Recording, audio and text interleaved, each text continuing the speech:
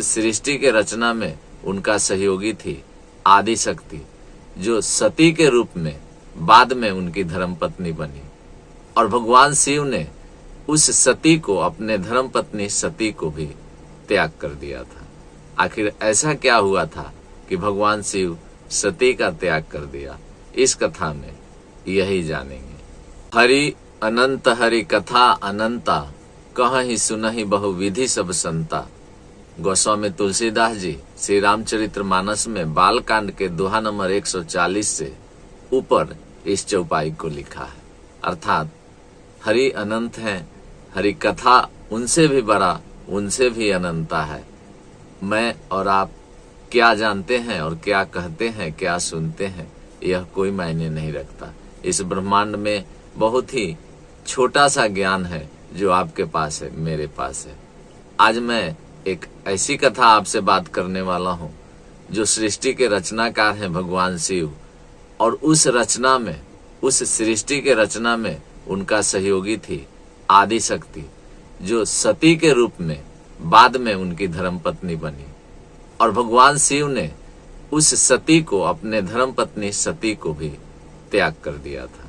आखिर ऐसा क्या हुआ था कि भगवान शिव सती का त्याग कर दिया? इस कथा में यही जानेंगे। गोस्वामी तुलसीदास जी श्री रामचरित्र मानस में ही लिखते हैं, एक बार त्रेता जुग माही, शंभु गए कुंभज ऋषि पाही। संघ सती जग जननी भवानी, पूजे ऋषि अखिलेश्वर जानी। अर्थात एक बार त्रेता युग में भगवान शिव और सती कुंभज ऋषि के पास गए थे, और कुंभज ऋषि यह जानकर कि ये प्रभु शिव हैं, उनकी पूजा की थी, वंदना की थी। जब भगवान शिव कुंभज ऋषि के पास से प्रभु राम की कथा सुनकर के वापिस आ रहे थे जगत जननी जगदम्बा माता सती के साथ, तब भगवान शिव के मन में आया कि प्रभु राम के दर्शन हो जाते तो अच्छा था। और प्रभु राम भगवान शिव के रास्ते के आसपास में ही घूम रहे थे, इसलिए उनके मन में आया कि अगर दर्शन हो जाते तो अच्छा था। भगवान शिव देखे प्रभु राम को घूमते हुए, सीताहरण हो गया था, इसलिए प्रभु राम उदास थे, निराश थे, और वो आसपास में ही घूम रहे थे। तो उन्होंने दूर से ही प्रणाम करना उचित समझा और दूर से ही प्रणाम कर लिया। वैसे समय में वह बात करना उचित नहीं समझे, दूर से प्रणाम कर लिए और आगे बढ़ गए। यहाँ पर जगत जननी जगदम्बा माता सती जो थी, उनके पीछे पीछे उसे संदेह हो गया। उनको संदेह हो गया कि प्रभु किस व्यक्ति को प्रणाम कर रहे हैं। अर्थात एक मनुष्य जो जंगल में वनवासी के रूप में घूम रहा है, उस व्यक्ति को क्यों प्रणाम कर रहे हैं। यहाँ पर गोस्वामी तुलसीदास जी एक चौपाई लिखते हैं श्री रामचरित्र मानस के बाल कांड में ही। मैं वह चौपाई आपके सामने प्रस्तुत करता हूँ। शंकरु जगत बंद जगदीशा, सुर नर मुनि सब नामत शीशा। तेहि नृप सुतहि किन्ह प्रणामा, कही सचिता नंद पर धामा।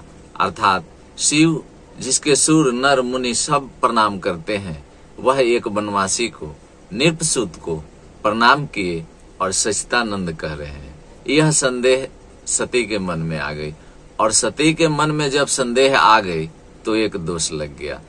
पहला प्रथम कर्तव्य था सती का कि भगवान शिव जब प्रणाम किए तो सती को भी उनको प्रणाम करना चाहिए था, और उसके बाद वह कोई प्रश्न कर सकती थी। लेकिन सती भगवान राम को यहाँ पर प्रणाम नहीं किया।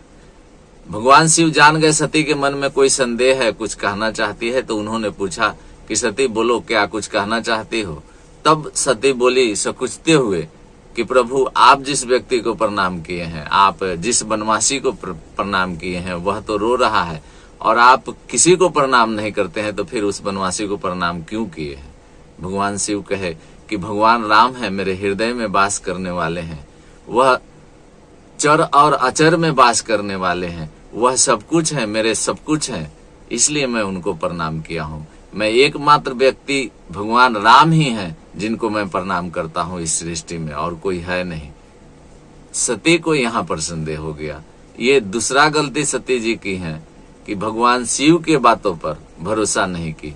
पहला गलती उन्होंने किया कि भगवान शिव प्रणाम किए तो सती जी प्रणाम नहीं की, किंतु दूसरा गलती भी उन्होंने किया कि भगवान शिव जब उन्हें कह दिए कि ये राम है, मेरे हृदय में वास करने वाले हैं, तो सती को विश्वास कर लेना चाहिए था प्रभु शिव जी पर। लेकिन उन्होंने ऐसा किया नहीं, ये दूसरा गलती किया। और इसके बाद भगवान शिव कहे कि अगर आपको भरोसा नहीं है तो आप जाइए, परीक्षा लीजिए, अपना देख लीजिए, वो प्रभु हैं। सती जी, देवी सती जी जो थी, वहां पर भगवान राम की परीक्षा लेने के लिए गई और सीता जी का रूप धारण कर लिया। सीता जी का रूप धारण कर लिया तो भगवान राम उन्हें प्रणाम किए, पूछे माता प्रभु कहाँ हैं? और इसके बाद एक कथा आती है, अगर मैं इसको कहूंगा तो लंबा हो जाएगा। तो फिर सती जी वापस अपने रूप में आकर के गई प्रभु शिव के पास, और वहां पर भी उन्होंने झूठ बोला कि मैंने राम का परीक्षा नहीं लिया है, आप जो कह दिए हैं उसी पर मैं विश्वास कर लिया हूं, चलिए अब घर चलते हैं। प्रभु शिव आगे बढ़ गए, वो तो अंतर्यामी थे, वो सब कुछ जानने वाले थे। आगे जाकर के उन्होंने अंतर ध्यान किया और देखा, अंतर्मन में ध्यान किया और देखा कि सती क्या की है। तो उन्होंने देखा कि सीता का रूप धारण करके प्रभु श्री राम का परीक्षा ली है। मन ही मन उन्हें संदेह हो गया कि अब मैं क्या करूं। प्रभु श्री राम को अगर मैं प्रभु मानता हूं, अपना ईश्वर मानता हूं, तो सती का त्याग करना पड़ेगा। और अगर सती को रखता हूं अपने साथ ही या पत्नी बनाकर रखता हूं, तो प्रभु श्री राम को त्याग करना पड़ेगा। उन्होंने सती को त्याग करना उचित समझा और सती को त्याग कर दिया। प्रभु श्री राम को नमन किया और इसके बाद कैलाश पर जाकर के एक आसन लगा लिया। मेरा प्रश्न यही था कि भगवान शिव ने सती का त्याग क्यों किया?